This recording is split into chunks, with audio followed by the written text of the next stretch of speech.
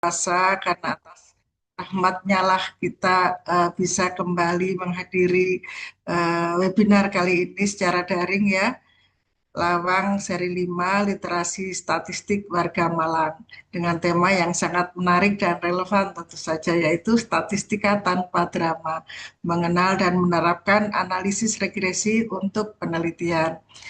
Tema ini memang terasa ringan ya, tetapi sesungguhnya memang menyentuh kebutuhan yang sangat penting, terutama bagi adik-adik mahasiswa, dosen, peneliti, bahkan mungkin dari aparatur pemerintah maupun masyarakat umum yang ingin mendalami data secara lebih baik.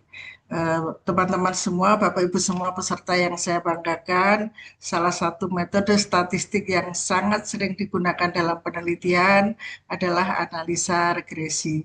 Metode ini banyak digunakan karena mampu membantu peneliti dalam memahami hubungan antara satu variabel dengan variabel yang lain. Nah, dalam kehidupan sehari-hari sering kita mendapatkan pertanyaan seperti ini. Apakah tingkat pendidikan mempengaruhi pendapatan?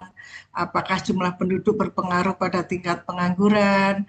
Apakah pengeluaran rumah tangga dipengaruhi oleh jumlah anggota keluarga?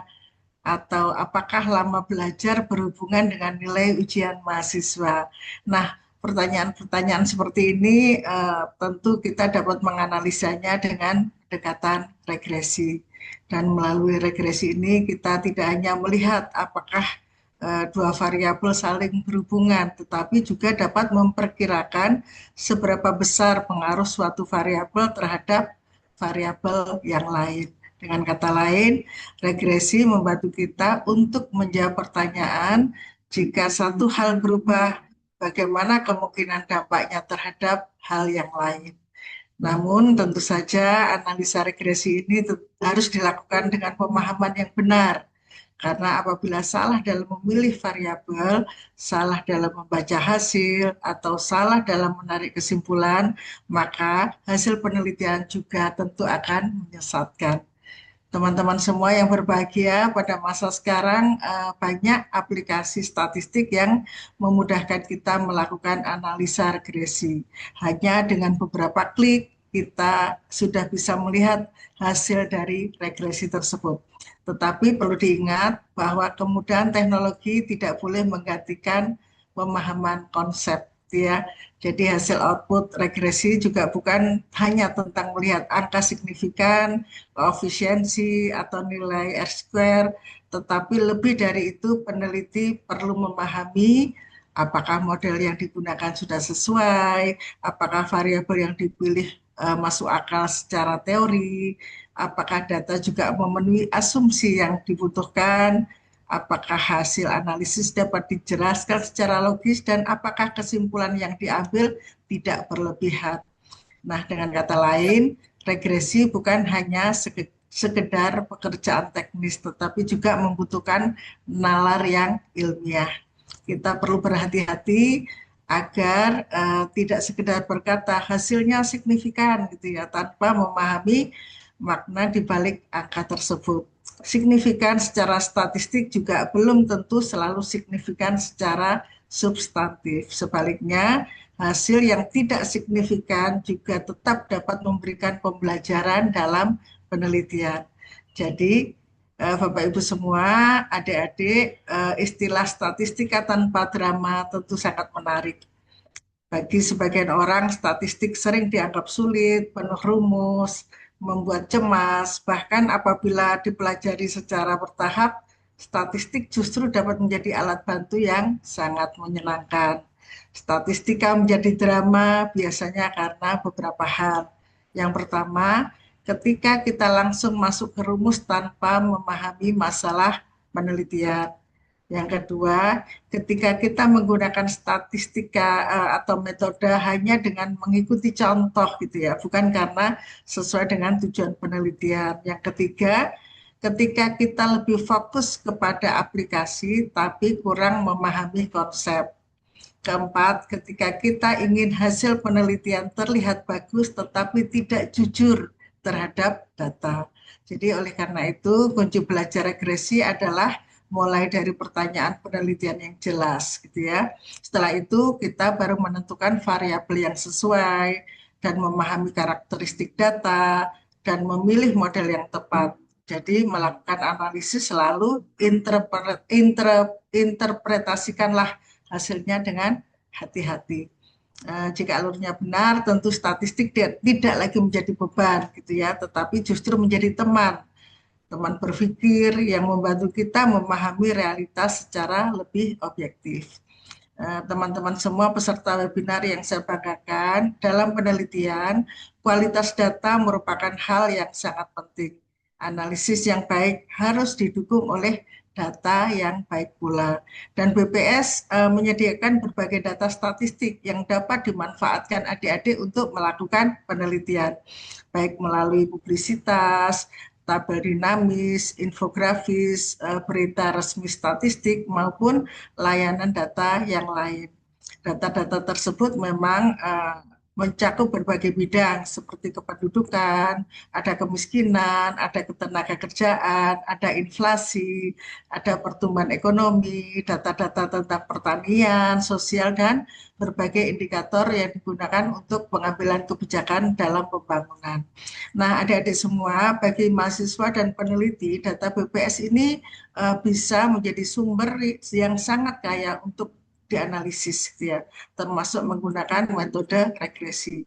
Jadi saya berharap kegiatan seperti ini dapat memperkuat pemanfaatan data statistik resmi dalam dunia akademik dan penelitian. Semakin banyak data digunakan secara tepat, semakin besar pula manfaat data tersebut bagi pembangunan. Dan melalui webinar kali ini saya juga berharap para peserta tidak hanya memahami apa itu regresi, tetapi juga mampu menerapkan dalam penelitian secara benar gitu ya. Jadi ada beberapa hal yang ingin saya tekankan. Yang pertama, mulailah penelitian dari masalah yang nyata dan relevan. Yang kedua, gunakan data yang valid dan dapat dipertanggungjawabkan. Yang ketiga, tentu pahami konsep. Pahami konsep sebelum menggunakan aplikasi. Yang keempat, harus dapat menginterpretasikan hasil dengan bahasa yang jelas dan tidak berlebihan. Yang kelima, jaga integritas dalam setiap proses penelitian. Jadi, adik-adik semua, teman-teman peserta webinar, pada akhirnya memang tujuan penelitian bukan hanya menghasilkan angka atau tabel, tetapi juga menghasilkan pengetahuan yang dapat memberi manfaat untuk masyarakat. Jadi saya menyampaikan apresiasi kepada seluruh pihak yang telah menyelenggarakan kegiatan lawang ini, Mbak Rani dan tim, dan juga khususnya kepada Pojok Statistik Universitas Merdeka Malang dan seluruh panitia yang telah berkolaborasi dengan BPS Kabupaten Malang. Semoga kegiatan ini menjadi ruang belajar yang produktif, interaktif, dan menyenangkan. Semoga setelah mengikuti webinar ini, para peserta semakin percaya diri dalam menggunakan statistik, khususnya yang menggunakan analisis regresi untuk mendukung penelitian yang berkualitas. Mari kita jadikan statistik sebagai alat untuk memahami fenomena, memperkuat argumen, dan mendukung pengambilan keputusan yang lebih tepat. Dengan mengucapkan Bismillahirrahmanirrahim, kegiatan webinar Lawang seri 5 Literasi Statistik Warga Malang dengan tema Statistika Tanpa Drama, mengenal dan menerapkan analisa regresi untuk penelitian secara resmi saya nyatakan bisa dimulai. Semoga Allah Subhanahu wa taala Tuhan yang Maha Kuasa selalu meridhoi langkah-langkah kita agar kita semua bisa memberi manfaat di setiap kegiatan yang kita lakukan. Terima kasih. Wassalamualaikum warahmatullahi wabarakatuh. Selamat siang dan salam statistik. Waalaikumsalam warahmatullahi wabarakatuh. Terima kasih kami ucapkan kepada Ibu Erni Fatma Setioharini atas sambutan sekaligus keynote speaker yang telah disampaikan. Untuk selanjutnya kita akan dokumentasi foto bersama dengan Ibu Erni. Mungkin kepada seluruh peserta bisa on cam dulu.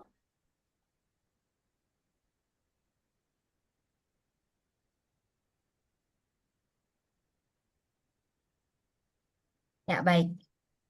Kita akan dokumentasi bersama ya. Dalam hitungan ketiga, satu, dua, tiga. Sekali lagi, satu, dua, tiga. Oke, baik. Sekali lagi terima kasih kepada Ibu Erni. Mungkin bila Ibu ada diperkenankan ada kegiatan, mungkin bisa live Zoom. Ya, terima kasih banyak ya Ibu. Ya, terima kasih sama-sama. Semoga lancar acaranya ya.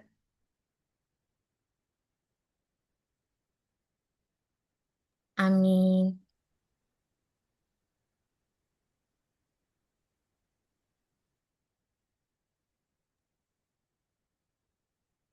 Baik, selanjutnya kita akan memasuki sesi dari pemaparan materi utama dengan tema Statistika tanpa drama, mengenal dan menerapkan analisis regresi untuk penelitian.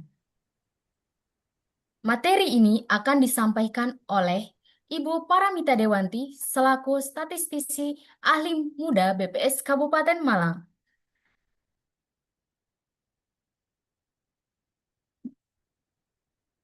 Ya, selanjutnya kita akan mengenal dulu tentang profil singkat dari narasumber kita yaitu Ibu Paramita Dewanti. Jadi, di sini Ibu Paramita Dewanti merupakan pegawai negeri sipil di Badan Pusat Statistik Kabupaten Malang.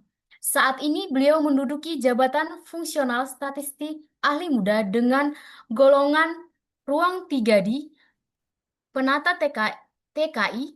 Berdasarkan pengalaman kerjanya, beliau memiliki latar belakang yang kuat dalam pengolahan data, analisis data, pengendalian kualitas, serta pengajaran metode statistika.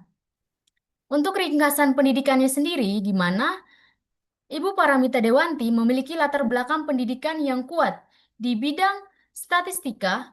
Ia menyelesaikan pendidikan sarjana statistika di Universitas Brawijaya, Kota Malang pada periode September 2003 sampai Juli 2007 dengan masa studi 3 tahun 7 bulan dengan IPK 3,53. Wow, keren sekali. Selanjutnya, ia melanjutkan studi Magister Statistika di Institut Teknologi 10 November, Surabaya pada periode Juli 2018 sampai Maret 2020 dengan masa studi 18 bulan dengan IPK 3,71. Wow, sebagai motivasi buat kita anak-anak muda. Untuk ringkasan publikasinya, di mana Ibu Paramita Dewanti aktif menghasilkan karya tulis ilmiah di bidang statistika dan analisis data. Beberapa publikasinya membahas topik regresi non-parametrik, non-parametrik, estimator spline, dan kernel. Ya, mohon maaf. Regresi logistik, support vector machine, pertumbuhan ekonomi, wisatawan mancanegara, transportasi online, serta minat wisatawan Indonesia. Publikasi tersebut menunjukkan kompetensinya dalam menerapkan metode statistik untuk berbagai bidang, seperti pembangunan berkelanjutan, ekonomi, pariwisata, transportasi, dan analisis perilaku masyarakat. Beberapa karya ilmiahnya juga telah dipubliskan pada forum atau indeks bereputasi seperti Scopus IOP, Scopus AIP, Proceedings, Seminar, dan jurnal ilmiah. Wow, profil singkat dari Ibu Paramita sungguh luar biasa. Menjadi motivasi buat kita generasi selanjutnya, mari kita sama-sama contoh, menjadikan contoh Ibu Paramita sebagai acuan buat kita. Baik, selanjutnya pemaparan dari Ibu Paramita kepada Ibu Paramita Dewanti kami persilahkan. Oke, terima kasih Bibi. Ketemu lagi kita ya. Ya, Bu, sama-sama. Oke, Assalamualaikum warahmatullahi wabarakatuh. Waalaikumsalam warahmatullahi wabarakatuh. Maaf kalau backsoundnya agak berisik ya. Ini karena saya ada di tengah-tengah ruangan, jadi teman-teman semua pada kumpul di sini. Selamat siang ya siang ketemu kembali kita dan saya mau salam juga untuk Pak Fier. Apakah ada kalau nggak salah ya Pak Fier ada tadi saya.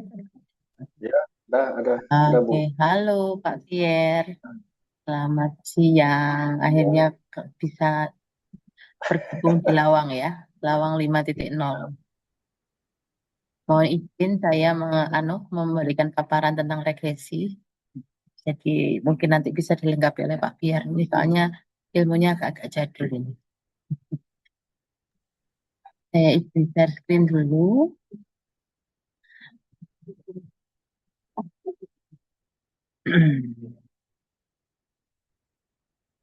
Sebenarnya judulnya itu gimana gitu ya. Statistika tanpa drama. Tetapi kita tahu sendiri kalau yang sudah ngomongkan masalah apa? Masalah statistik itu kan banyak dramanya. Kalau nggak yang variabelnya salah, analisisnya yang salah, atau mungkin kesesuaian antara judul penelitian dengan variabel, nah, itu sering statistik tanpa drama, ya amin, tapi kebanyakan dramanya. Share screen, screen dulu, mungkin agak sedikit teoritis karena memang juga bingung. Kebanyakan kalau saya ngisi materi tentang regresi, nggak pakai slide, jadi langsung ngomong. Sebenarnya kita bicara masalah regresi ya. Kalau regresi pasti ada korelasi. Perbedaannya apa? Sebenarnya inti dari semua itu kita mencari hubungan. Kalau teman-teman tahu, teman-teman di sini tahu, regresi itu kalau ditarik sejarahnya itu sama seperti kita belajar masalah garis linier yang ada gradiennya. Cikal bakal dari regresi yaitu kalau kita bicara dari segi matematikanya ya.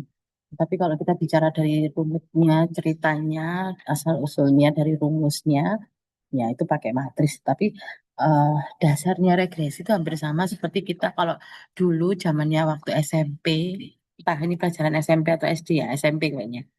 Ketika kita membuat suatu garis dari dua buah titik, berapakah persamaan garis itu? Y min Y1 per Y2 min Y1 sama dengan X min X1 per X2 min X1. Nah, seperti itu. Itu asal muasal dari regresi. Nah, kalau dikorelasi itu kita biasanya itu hanya melihat ada hubungan atau tidak. Nah, tapi kalau kita sudah berbicara masalah berapa besar, seberapa besar hubungannya, seberapa besar dia mempengaruhi, nah itu di regresi. Ini kita masih belum ngomong regresi, regresi linier, regresi apa ya. Kita intinya di regresi dan korelasi. Regresi sendiri dari bahasa, saya lupa dari bahasa mana, bahasa Latin atau bahasa apa. Regress itu artinya garis.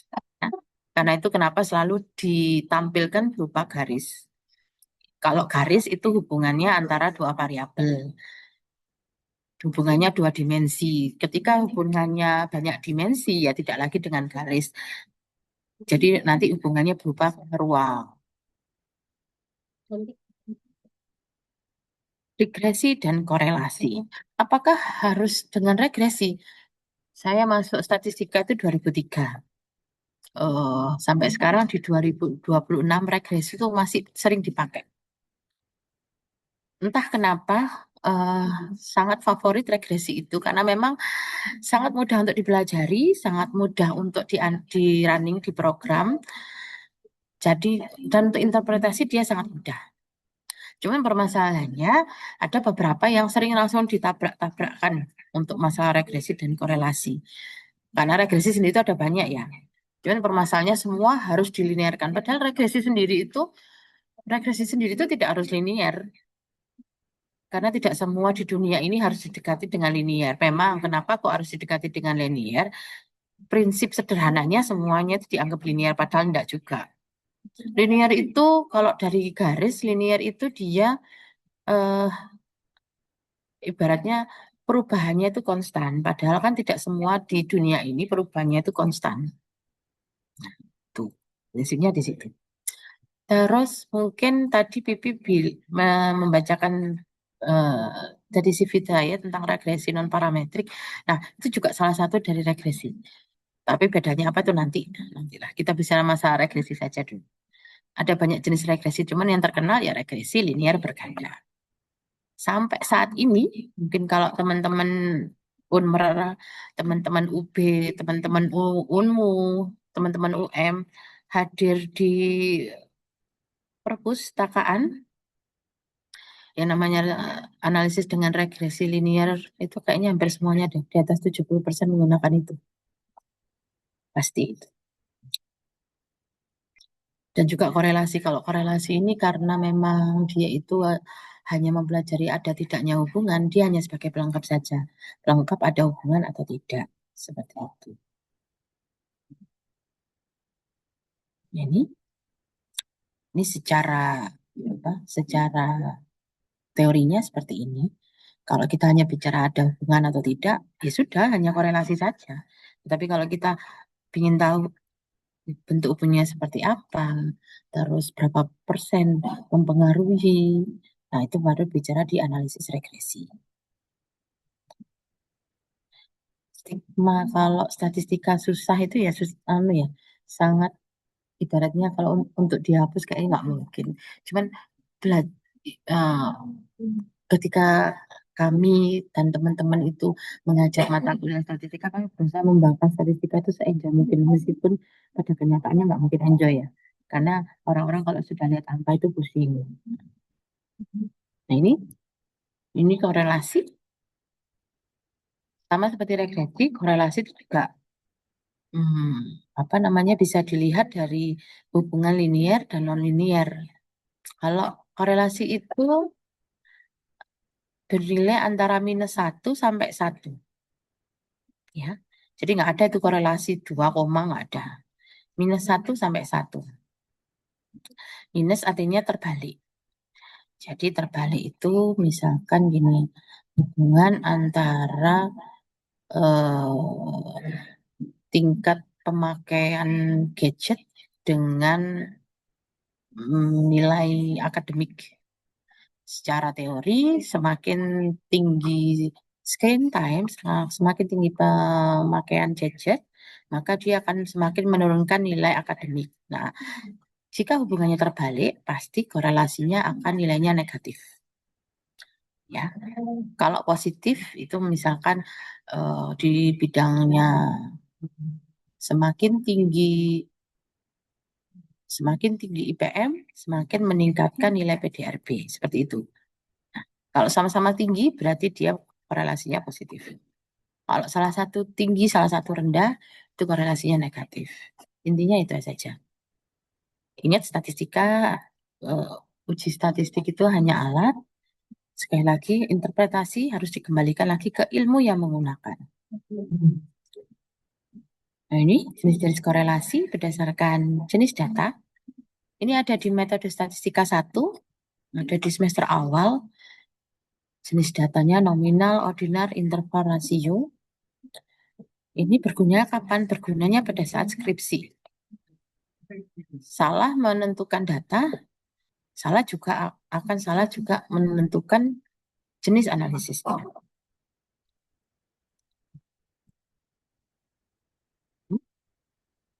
Jenis korelasi, kalau dia itu korelasi, maksudnya korelasi nol itu artinya tidak ada hubungan sama sekali. Apakah murni nol selama kalau dia datanya primer ya, bukan diuji laboratorium ya, bukan dia saya membagi statistika itu di ilmu eksak sama non eksak. Kalau di ilmu eksak yang berhubungan dengan laboratorium akan ditemukan korelasi yang namanya korelasi nol bulat, itu ketemu memang. Tapi kalau sudah di ilmu sosial jarang, nol bulat itu jarang, paling 0, sekian, 0,53, 0,08. Dasarnya biasanya ada juga peneliti yang memeriksa hubungan dulu baru dia melakukan regresi.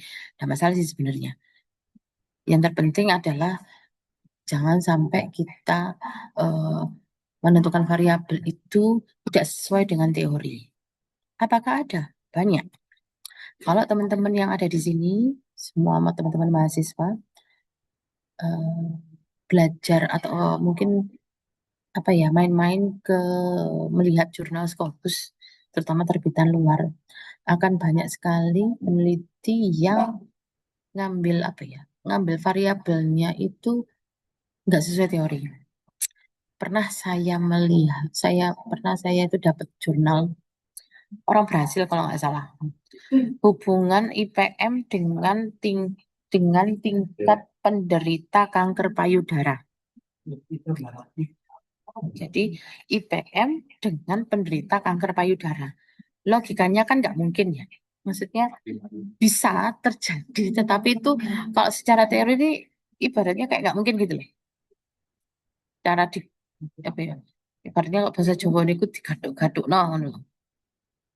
Mungkin berhubungan, tetapi kalau secara teorinya tidak ada hubungannya. Atau mungkin menghubungkan antara kejadian frekuensi gempa dengan itu, dengan suhu suhu di lingkungan sekitar.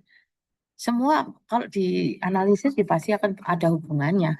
Tetapi kan kalau secara teori nggak ada hubungannya ya jangan ditabrak. Kecuali kalau memang penelitian teman-teman semua itu penelitian untuk disertasi yang memang harus menemukan sesuatu yang baru. Tapi itu pun harus berdasarkan landasan teori yang ada. Jadi pemilihan variabel itu bergantung dari teman-teman seberapa banyak teman-teman membaca skripsi, membaca jurnal, membaca paper, membaca textbook. Mungkin ini nggak akan kerasa karena masih semester-semester tengah ya. Tapi kalau sudah memasuki semester 7, semester 6, semester 7, itu pasti nanti bingungnya di situ. Aku bikin apa ya? Seperti yang saya katakan di pertemuan sebelumnya, kebanyakan mahasiswa itu judulnya keren-keren, tapi mereka lupa kalau dari judul yang keren itu belum tentu datanya ada. Akhirnya apa? Mereka nanti kalau sudah datanya nggak ada, ngombak lagi proposalnya. Jadi ketika teman-teman nanti, jangan tentukan analisis dulu. Itu penyakitnya adalah menentukan analisis dulu. Jadi kebalik, analisisnya apa, terus datanya di apa? Judulnya baru itu, terus nanti baru nyari datanya. Ambil topik dulu, terus kemudian perkuat dasar teorinya, perkuat papernya, perkuat textbooknya, kemudian baru nanti apa namanya dari judul itu nanti ada variabel dicari datanya tersedia atau tidak. Itu penyakitnya. Terkadang yang datang ke mana? Ke pojok statistik, datang ke kantor, itu mereka nggak tahu data yang mereka cari itu nggak ada, nggak tersedia. Jadinya bingung. Dari mana ini? Padahal kami sudah spinal proposal. Itu yang sering. Mungkin Pak Pierre juga sering alami ya. Terkadang masih nggak tahu itu datanya ada atau enggak. Terus habis itu kalau datanya sudah enggak ada, bingung. Nah ini untuk masalah interpretasi koefisien korelasi, ini ada di pelajaran statistika. Intinya dia nilainya antara -1 sampai 1. Semakin mendekati 1, baik itu minus maupun positif, itu semakin erat. Kalau semakin mendekati 0, terus semakin dia tidak erat. Skip, hipotesis nggak suka. Ini contohnya hubungan antara barang dan semakin kan harusnya tuh biaya promosi tinggi, barang terjualnya juga harus tinggi. Itu katanya. Tapi kita harus membuktikan apakah betul. Ini saya screenshotkan tata cara melakukan menghitung korelasi di SPSS. Kenapa kok SPSS ya yang paling sering digunakan ya SPSS. Sekalipun banyak yang lain yang lebih keren, tapi ya semua akan apa semua akan kembali ke yang namanya paling gampang yaitu SPSS.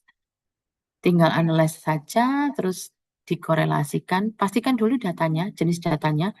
Kalau dia datanya interval rasio, langsung menggunakan korelasi Pearson.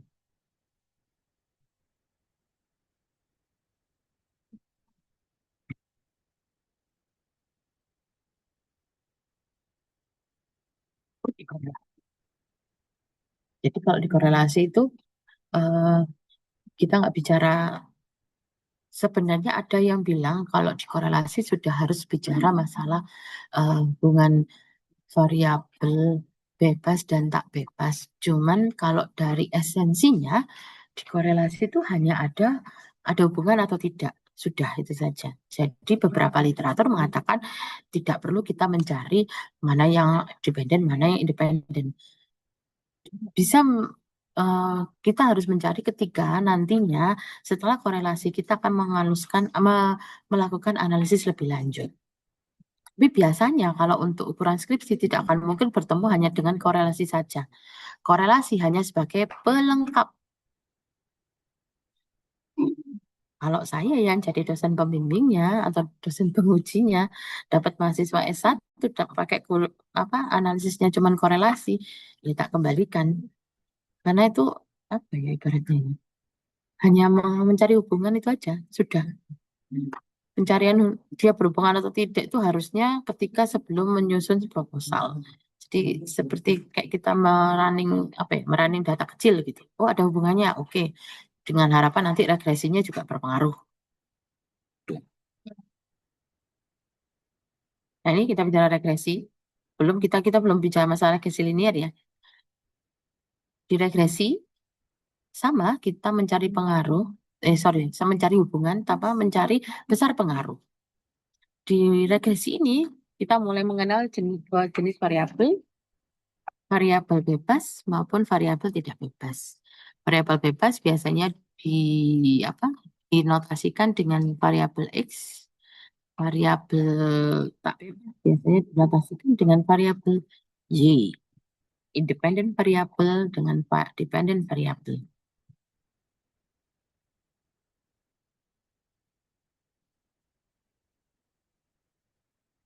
Nah, ini kita sudah masuk hubungannya dengan regresi linear. Yang sering dipergunakan oleh teman-teman itu biasanya regresi linear. Jadi menganggap bahwa ada hubungan linear antar variabel. Nah, hubungan linear ini, analisis regresi linear ini ada dua macam yang paling sering dikenal, berganda dan sederhana. Sederhana itu berarti X1, Y1. Nah, kalau lebih dari 1X itu namanya regresi linear berganda. Apakah bisa, Bu? Ya, lebih dari satu bisa. Tapi itu bukan regresi linear berganda, itu masuk di regresi multivariat. Ingat, ada multivariat, ada multivariabel.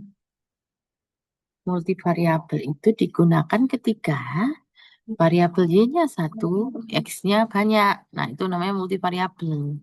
Multivariat itu harus Y-nya lebih dari 1.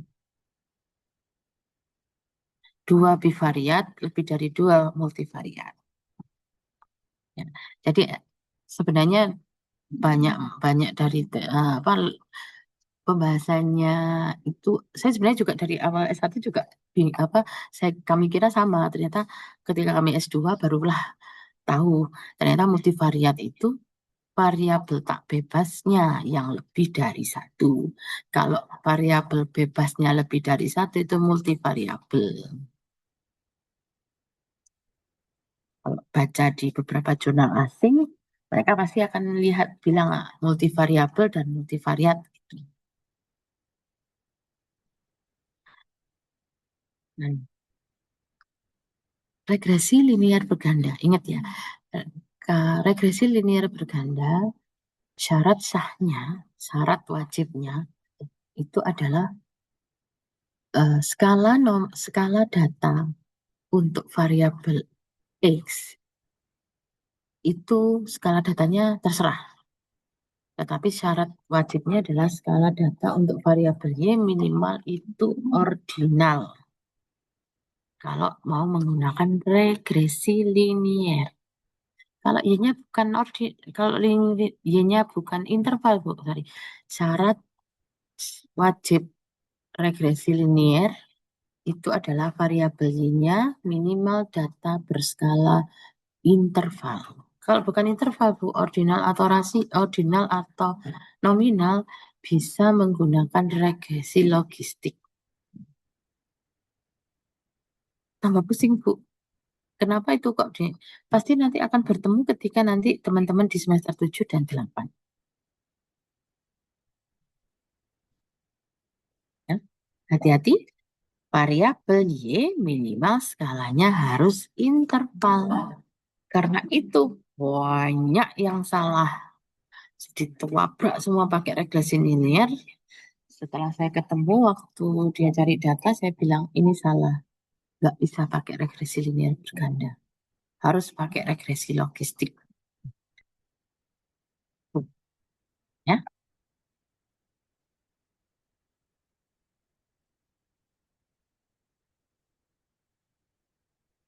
Nah, gimana cara penentuan variabelnya? Bu? Sekali lagi, kan statistika itu digunakan kalau untuk di luar statistika itu digunakan untuk kita nyusun skripsi ya. Nah, di beberapa kampus saya lihat mereka apa, tugas akhirnya itu berupa project, tetapi sepertinya makin ke sini tetap dikembalikan ke skripsi ya. Apalagi menterinya itu profesor semua, yang dimana mereka sangat sangat sangat suka dengan yang namanya karya ilmiah dan menulis. Jadi skripsi itu harga mati. Nah, jadi ya itu tadi. Ketika teman-teman ingin menentukan variabel penelitian, sesuatu yang diteliti dalam penelitian, tapi yang harus dilakukan banyaklah membaca. Tidak boleh hanya membaca satu buku atau satu paper, banyak paper. Semakin banyak paper yang dibaca, semakin kita tahu kita ungkapin masalah apa.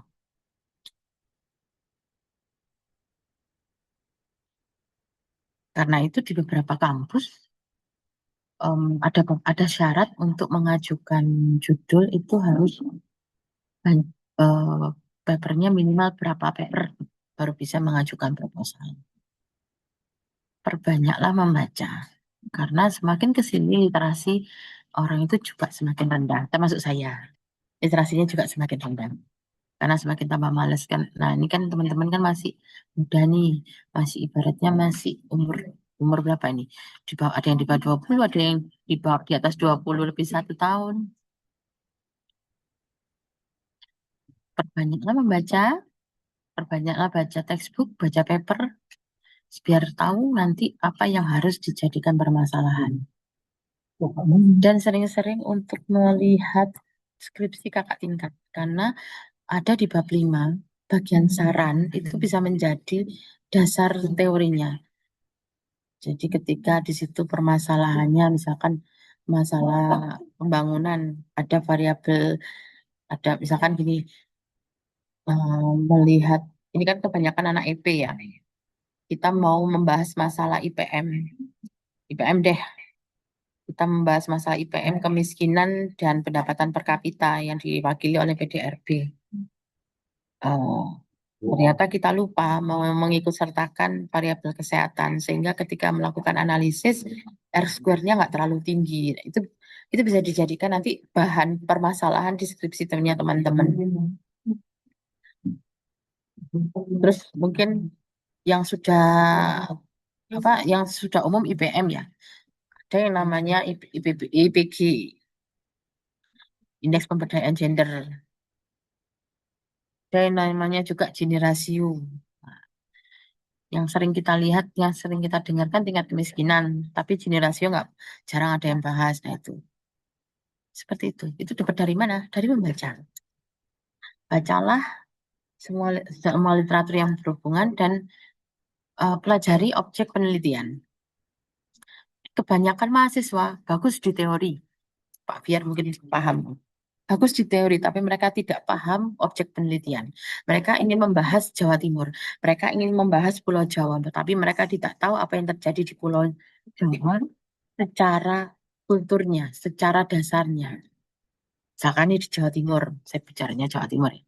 Ingin membahas masalah kemiskinan di Jawa Timur. Tapi mereka lupa Jawa Timur itu terdiri dari banyak kultur. Jawa Timur itu banyak sekali suku. Jawa Timur itu pembangunan apa masalah ekonomi dia hanya terpusat di daerah Gerbang Kertasusila. Ada yang namanya daerah Tapal Kuda, ada nama daerah apa namanya Pantura.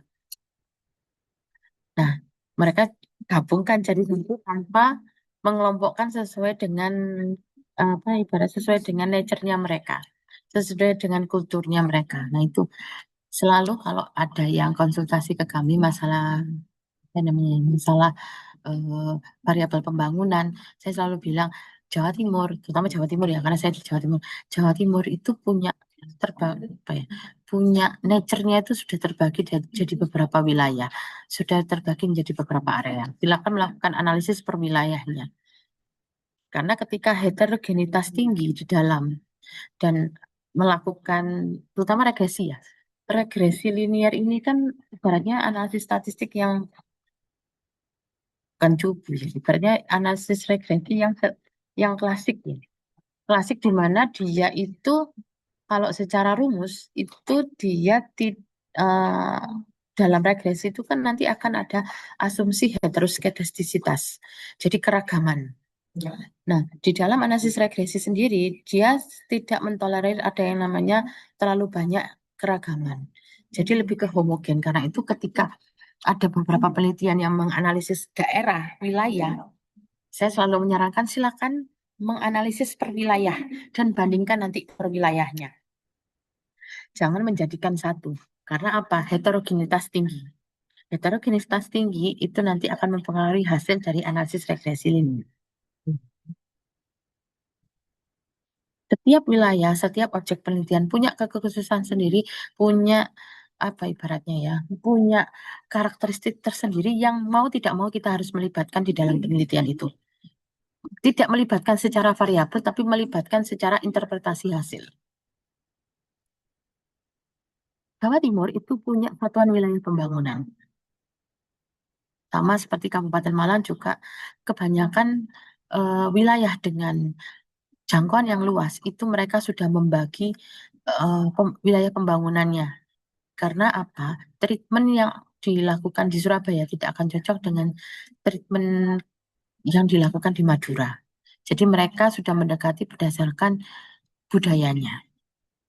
Itu yang sering kali tidak dibahas di penelitian.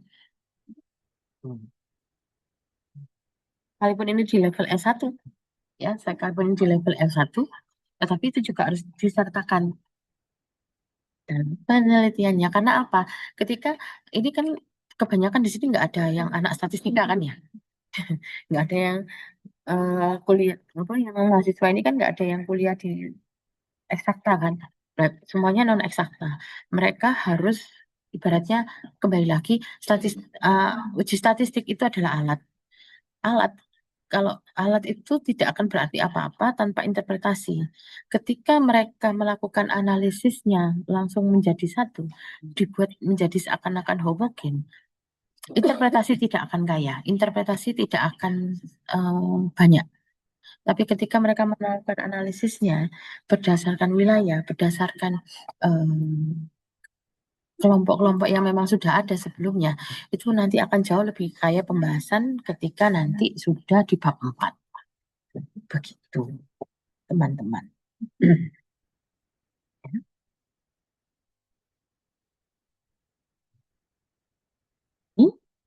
Ini yang ya, karena masalah rumus ini. Ini hanya kenapa saya tampilkan biar tahu, biar mengetahui rumusnya seperti ini sekalipun nanti nggak akan dibahas itu. Ingat regresi linear. Kalau sudah ngomong linear, berarti syaratnya variabel Y minimal skala data harus interval.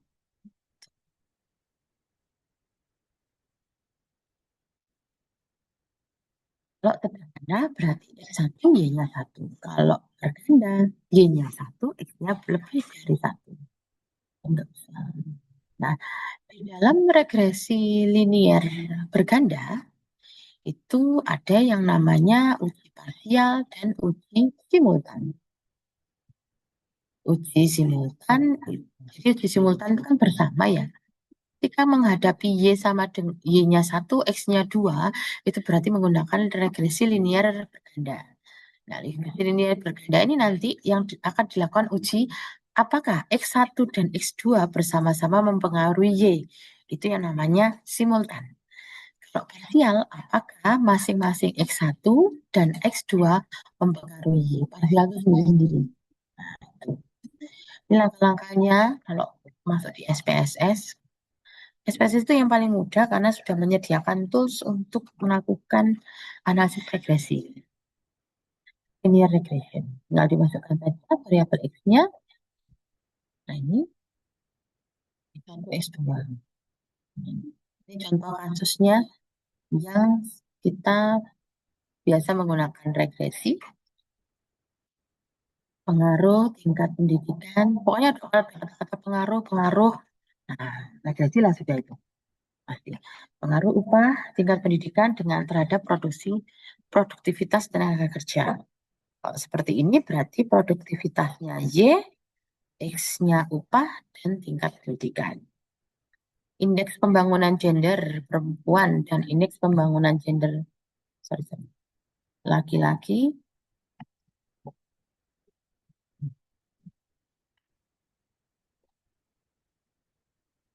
terhadap peningkatan IPM. Berarti ini IPG dengan IPM. Pengaruh industri perhotelan terhadap penyerapan tenaga kerja di kota. Pengaruh peningkatan pasien COVID terhadap kenaikan harga pangan atau pengaruh anak putus sekolah terhadap tingkat kemiskinan. Ini yang biasanya sering digunakan teman-teman dari EP, masalah putus sekolah dihubungkan dengan tingkat kemiskinan. Nah, terkadang kalau kami kan biasanya teman-teman dari MPKP itu setiap akan selesai melakukan magang itu nanti akan setor, ibaratnya akan memaparkan sebuah paper. Kalau mereka sudah bicara tingkat kemiskinan, selalu saya bilang, kenapa sih nggak Gini rasio aja? Kenapa harus tingkat kemiskinan? Saya bilang gitu. Kenapa nggak Gini rasio aja? Lebih mendalam nanti pembahasannya. Pengaruh anak putus sekolah terhadap Gini rasio. Kan kalau kita berhubungan dengan kemiskinan kan salah satu faktor utamanya mungkin karena tingkat pendidikan yang rendah. Nah, seperti itu. Dan satu lagi, yang sering saya selalu berkali-kali bilang bahwa pemilihan variabel, jangan memilih variabel dari penyusunnya. Misalkan gini, yang kemarin saya bilang kan ya, IPM. IPM itu salah satu penyusunnya adalah angka angka harapan hidup itu didapat dari saya lupa. Atau gini aja wes, harapan lama sekolah. Harapan lama sekolah itu adalah salah satu penyusun dari IPM. Nah, di situ dia juga misalkan pemilihan variabelnya variabel Y-nya IPM. Variabel X-nya salah satunya itu adalah angka harapan lama sekolah. Itu jelas sudah salah. Karena kan itu adalah penyusun langsung. Dilarang memilih variabel yang sudah menjadi penyusun langsung. Pasti nanti R-square-nya tinggi. Sebuah penelitian itu tujuan R-square tinggi itu bukan suatu tujuan utama ya. Apa itu R-square? R-square itu menunjukkan persentase seberapa besar variabel X mempengaruhi variabel Y. Tertinggi 100%, terendah 0. Ya, karena persentase. Apakah R-square tinggi itu bisa dikatakan bagus? Tidak. R-square tinggi itu bukan tujuan utama, tapi bagaimana caranya kita meletakkan variabel itu dengan benar. Kemarin itu ada yang PDRP dengan pendapatan. Kalau nggak salah ya. Iya, apa pendapat? Pokoknya itu penyusunnya. Penyusun dari PDRP-nya. Hubungan PDRP dengan tingkat ekonomi pertumbuhan ekonomi. Nah, pertumbuhan ekonomi aja dihitung dari PDRP, ngapain diteliti? Ya jelas ada hubungannya. Pertumbuhan ekonomi kan PDRP tahun kemarin dibanding PDRP tahun ini dibandingkan PDRP tahun kemarin. Itu kan rumus sederhananya. Nah, kenapa harus diteliti keduanya? Pilih aja salah satu pertumbuhan ekonomi atau PDRP. Selalu saya sarankan pertumbuhan ekonomi karena persentase.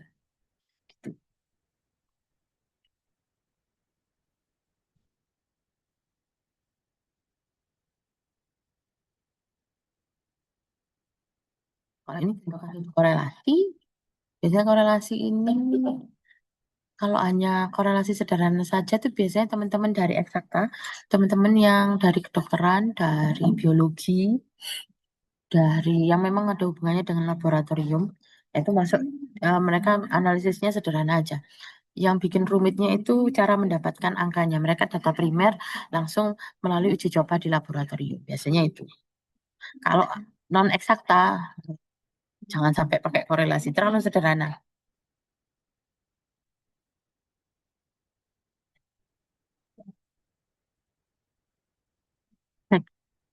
Terima kasih. Kembalikan ke Mbak Rani, monggo Mbak Rani.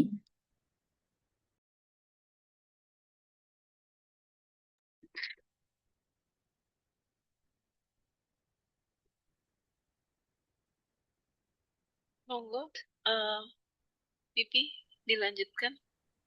Baik, Ibu. Sebelumnya, terima kasih ya kepada Ibu Paramita Dewanti atas materi yang sangat menarik, bermanfaat, dan menambah wawasan kita semua mengenai analisis regresi dalam penelitian. Selanjutnya, kita akan memasuki sesi diskusi dan tanya jawab. Bagi peserta yang ingin bertanya, silakan dapat mengangkat tangan melalui fitur raise hand atau menuliskan pertanyaan di kolom chat. Agar sesi berjalan tertib dan efektif, mohon seluruh peserta tetap dalam keadaan mute, kecuali saat dipersilahkan berbicara. Untuk memulai sesi diskusi dan tanya jawab, waktu dan kesempatan kami serahkan kepada Ibu Paramita Dewanti. Saya mau tanya. Ini kalau untuk gini tuh ya Pak Biar ya. Suruh nanya itu nggak ada kayaknya. Apalagi ini malam Ya, lebaran ya. Malam lebaran. Monggo nanti kalau misalkan masalah statistika bisa tanya ke Pak Biar untuk teman-teman di Unmer. Beliau ini juga statistika dulu, angkatan 2007. Adik kelas saya ini dulu. Yang ilmunya jauh lebih update. Tapi benar kan ya Pak Biar ya? Anak-anak itu penyakitnya adalah di variabel. iya, iya, iya, Bu Mita. Variabel. Mungkin kalau boleh izin menambahkan ya, tadi kan Oke. sudah sangat baik ya pemaparannya, materinya juga sudah. Saya rasa kalau memang dilihat dari kacamata yang pernah belajar statistik mungkin masih masuk dalam pengantar statistiknya. Gitu. Tapi kalau dari kacamata pengguna statistik, mungkin ini akan menjadi hal yang sangat bermanfaat karena di Unmer sendiri mayoritas masih banyak gitu ya menggunakan yang namanya analisis regresi, disiplin berganda, masih banyak sekali. Cuman yang mau saya tambahkan tadi sesuai dengan yang dijelaskan oleh Pemita bahwa semuanya itu memang harus bisa dipelajari gitu ya karena ini alat gitu ya. Kalau memang kesulitan bisa ditanyakan atau bertanya. Yang mau saya tambahkan lagi mungkin lebih kepada apa ya? Biasanya yang sering saya alami itu di mental penelitinya. Dalam artian kenapa kok begitu? Karena kalau peneliti yang di luar statistik merasa kesulitan, silahkan bertanya, silahkan konsultasi dengan yang lebih menguasai. Tapi kalau sudah kena mental peneliti, nah itu agak sulit. Maksudnya contohnya gimana? Contohnya tadi kita bicaranya itu regresi gitu ya. Nah, regresi itu selalu ada entah asumsi yang entah ada variabel yang tadi permasalahannya objeknya harusnya homogen. Nah, kita menelitinya terlalu heterogen. Hasilnya tidak sesuai dengan yang kita harapkan. Nah, itu kalau mentalnya kurang, nah jatuhnya kenapa ya kok bisa ini tidak mempengaruhi atau tidak memenuhi asumsinya. Nah itu kalau ada pertanyaan seperti itu bagus, tapi yang lebih sering dialami karena kurangnya kesiapannya itu, jadinya solusinya adalah mundur. Bagaimana caranya memenuhi asumsi dengan segala cara? Nah, itu kadang yang masih banyak gitu ya. Dan karena kacamatanya masih seperti itu, saya mau karena ini teorinya secara teori bilangnya ini ada pengaruhnya. Nah setelah dianalisis ternyata tidak ada pengaruhnya, itu mereka langsung down. Mulai sudah itu nggak mau bimbingan lagi. mereka akan bikin gimana caranya biar berpengaruh dulu itu gitu ya, variabel X terhadap Y-nya itu, nah baru nanti konsultasi lagi hilang. Nah, mungkin itu yang mungkin saya mau tambahkan adalah mental peneliti. Jadi jangan takut dengan tidak signifikan, jangan takut dengan tidak memenuhi asumsi. Terus R kecil juga atau R terlalu besar, biasanya mereka malah suka. Nah, mungkin entah karena memang datanya yang secara teori memang mendukung itu atau memang hasilnya pas bagus gitu ya. Kalau yang kecil gitu kadang ada yang di bawah, bahkan di bawah nggak 10%, bahkan di bawah 1% ya, 0,0 sekian gitu. Nah, mereka udah mana caranya biar R square ini naik gitu. Ini harus diperbaiki, dan itu yang bisa saya tambahkan, mental. Bu Mita, monggo dilanjut, mungkin ada yang bertanya, silakan. Mental itu karena mindsetnya teman-teman mahasiswa itu adalah semua harus berpengaruh, padahal enggak. Kita tidak mungkin pada saat penelitian di Jawa Barat berpengaruh, di Jawa Timur tidak berpengaruh, wajar, beda budaya, beda orangnya. Itulah tantangan dari penelitian sosial itu. Kita tidak bisa mengkondisikan responden, kita tidak bisa menghomogenitaskan pikiran orang, pilihan orang. Karena itu apa, hapus mindset bahwa harus signifikan. Lagi teman-teman itu ibaratnya memilih variabel itu dengan benar, sesuai dengan teori, landasan teorinya benar, paper yang mendukung juga ada. Gak apa-apa, nggak masalah, pede aja. Nanti permasalahan tadi tidak signifikan, itu bisa dimasukkan di saran. Saran itu tadi nanti, makanya ketika kita itu sudah banyak mempelajari teori iya, mempelajari objeknya iya, akan banyak yang bisa kita bahas di bab 4. Kebanyakan, percaya apa enggak? Kebanyakan bab 4 itu banyaknya ya grafik diagram itu karakteristik responden itu dibuat agak besar sehingga bisa berhalaman-halaman, tapi pembahasannya itu cuma 2 halaman. Itu penyakit sudah. Penyakit, dan itu memang ibaratnya apa ya? Ya itu tadi, teman-teman itu kurang memahami ini loh, kita penelitiannya tentang apa.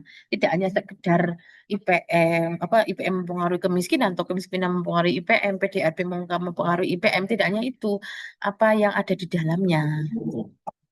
Perkenalkan, ada yang bertanya ini? Ibu ya ini ya.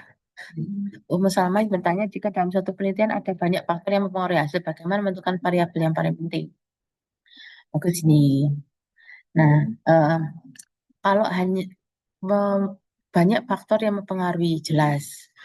Nah, tapi sekali lagi kita harus punya batasan. Ini saya nggak tahu ya, ini ibu atau adik, saya nggak tahu. Mbak aja deh, Mbak Salma. Kita harus punya batasan. Kita bisanya berapa? Ada teori yang mengatakan semakin banyak variabel R square semakin tinggi. Itu teorinya, tetapi dalam prakteknya tidak. Melibatkan semua variabel itu tidak serta-merta meningkatkan R square. Karena itu pemilihan variabel yang paling baik ya berdasarkan teori yang ada di beberapa, otomatis kan kita kalau memilih judul skripsi itu kan kita cari paper tuh. Nah, di beberapa paper yang jenengan baca, yang kalian baca itu kira-kira variabel yang sering dikatakan berpengaruh itu yang mana? Misalkan nih, sekali lagi kalau IP itu kemiskinan ya, masalah deh, ya masalah kemiskinan deh. Kan secara teori itu kan banyak yang berpengaruh, tapi yang sering dibahas di paper-paper itu adalah tingkat pendidikan, masalah tingkat ekonominya. Nah, itu silakan baca di paper-paper.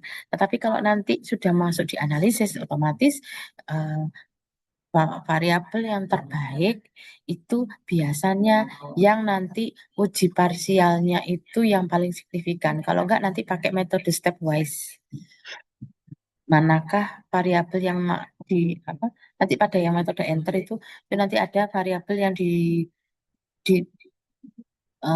muncul pertama itu yang variabel yang paling berpengaruh. Seperti itu, Mbak Salma. Tetapi kalau sebelum penelitian ya itu dari dasar teori yang jangan baca. Seperti itu. Baik, Bu, terima kasih. Oh, sudah keluar suaranya.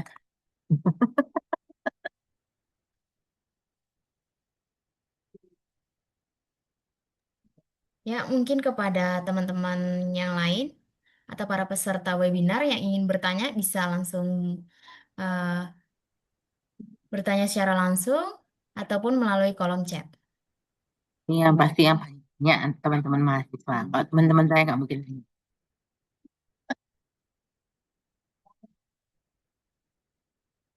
Ini semester berapa? Semester 4, Ibu. Iya, masih lama lah ya. Ini Iya, lagi Bu. PKL. Betul, Bu. Ada lagi? Mungkin?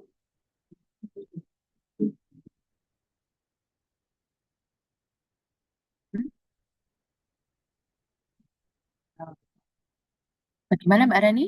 Sepertinya sudah tidak ada yang bertanya lagi, Mbak Rani. Terima kasih Bu Mita. Silakan ke Mbak Rani, monggo. Oke, kalau memang nggak ada yang bertanya atau ingin didiskusikan, mungkin kita cukupkan saja ya. Bagaimana Pak Fier? Kita cukupkan dulu webinar hari ini. Ya. Oke, Ya, Bu. monggo Mbak Pipi untuk ditutup. Baik, Ibu. Nah, baik, terima kasih semuanya. Tak terasa kita sudah sampai di penghujung acara.